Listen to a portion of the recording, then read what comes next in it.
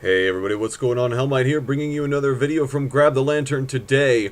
Today's topic is going to be covering more draft strategies, kind of what we talked about before with initiation, and talking about how drafting for comfort isn't always good, and that what you should be doing most of the time is drafting for comp instead.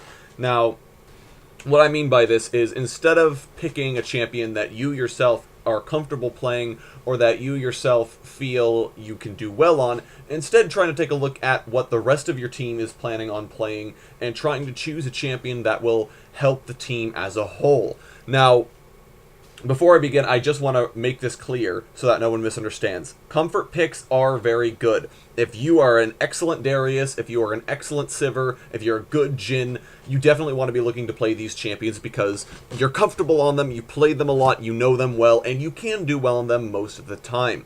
However, what you don't want to end up happening is play these champions when your team actually needs something else. And this mostly goes for ranked play because that's where you're really trying hard to win, but this can also qualify for non-ranked game modes such as normals and Twisted Treeline and all those other kind of game modes, as well as looking at what the rest of your team is playing instead of playing a more selfish playstyle, instead trying to choose characters that will help your team as a whole.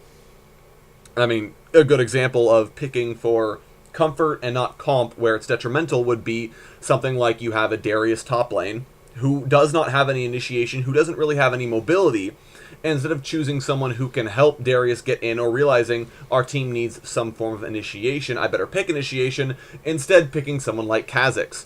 Well, that Kha'Zix can't get into a fight. He can't crowd control anybody. Kha'Zix is really meant to flirt around into the sides of a fight and look for picks, so he doesn't help the Darius at all. He doesn't help your team initiate, and that doesn't help your team.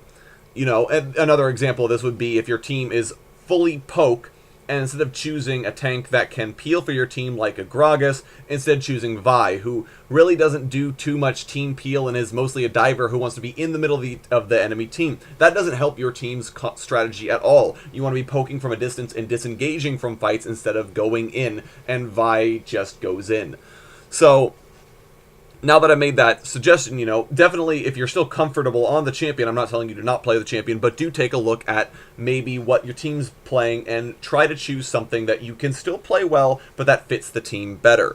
So, for example, if I have two Juggernauts on my team, for whatever reason, I have a Darius and a Nasus, for example, I won't necessarily want to play something. I want to play something with initiation because I know how important it is for these tanks to be able to get into fights. So what I might do as a support player is I might play Leona, because that way I can start fights with a Solar Flare and a Zenith Blade and buy time for these big beefy beat sticks to get into the fight and start fighting people. And Leona is not my best support. Given the chance, I would much rather play Nami. However, I can understand the fact that my team doesn't need peel. What we need is a way to get these beef sticks into the fight. So I'm playing my second best support instead, which I'm still comfortable on. Not quite as comfortable as Nami, but still comfortable on because I know it'll help the team better. I could pick Nami there, but I don't think it would be as effective unless we just snowball out of control and the Juggernauts can just kind of run at people and shrug off any poke that gets flung at them. And these are the kind of things that you should be looking at are cross-map synergy. So even if necessarily you don't synergize in lane, looking at what your team might need in the late game.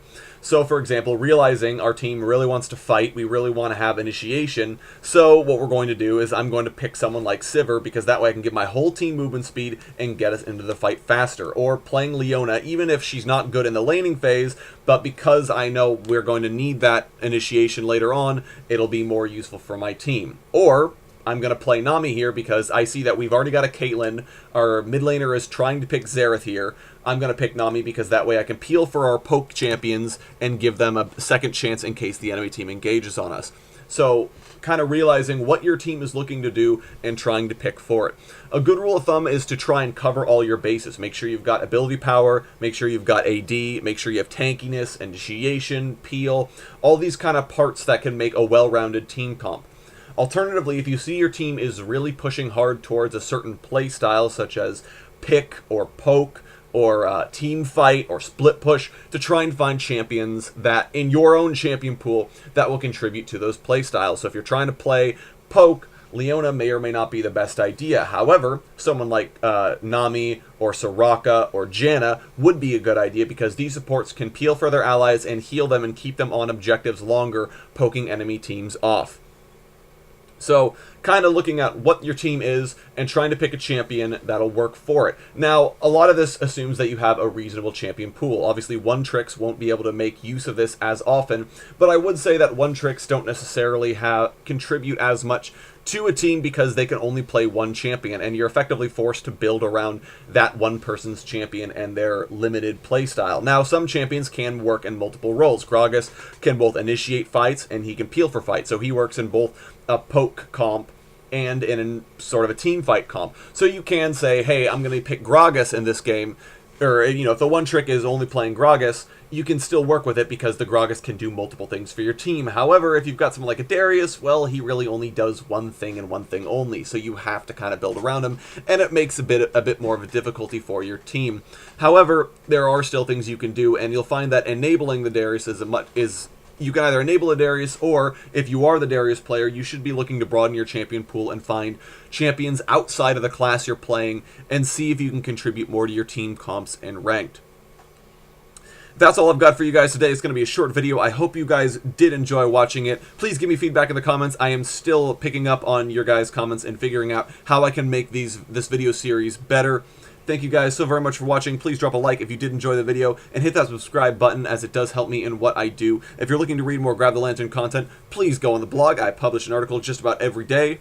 And once again, thank you guys so very much for watching, and I will talk to you all later.